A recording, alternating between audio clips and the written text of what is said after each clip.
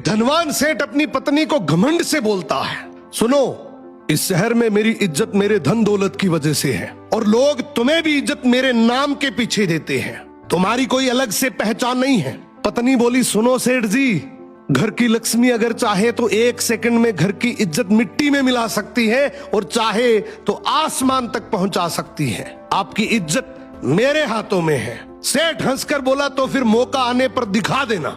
अब शाम को सेठ के घर एक महफिल जमी। मित्र, रिश्तेदार, जान पहचान वाले लोग हंसी ठिठोली कर रहे थे। तभी अचानक सेठ का सबसे छोटा बेटा जोर जोर से रोने लगा। सेठ ऊंची आवाज से बोला, ये बच्चा क्यों रो रहा है? पत्नी बोली, आपका बेटा बार बार खिचड़ी मांग रहा है, जबकि अभी थोड़ी देर पहले इसने भर पेट खाया है। घर में बाकी लोगों का भी तो सोचना है, सब कुछ इसे ही कैसे दे दूं? ये सुनते ही महफिल में सन्नाटा छा गया। लोग आपस में बात करने लगे कि इतना बड़ा सेठ और घर में खिचड़ी का झगड़ा।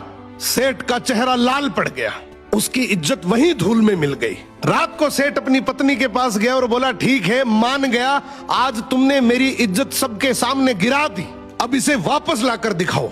पत्नी बोली, मेरे लिए तो ये चुटकियों का खेल है, बस एक काम करना, उन सबको कल फिर से बुलाओ। अगले दिन फिर से महफिल जमी। हंसी मजाक चल ही रही थी कि बच्चा फिर से रो पड़ा। सेठ बोला, अब क्या हुआ? पत्नी बोली, फिर वही खिचड़ी की जिद। इस बार सेठ मुस्कुराकर बोला, तो फिर खिचड़ी लाकर दो, मैं अपने बेटे को हाथ से खिलाऊंगा और साथ में सभी मेहमानों को भी खिचड़ी परोस दो। पत्नी ने तुरंत रसोइयों को आदेश दिया, बड़े ठाट बाट से हांडियां लाई गई, मेहमानों को कटोरी में खिचड़ी परोसी गई।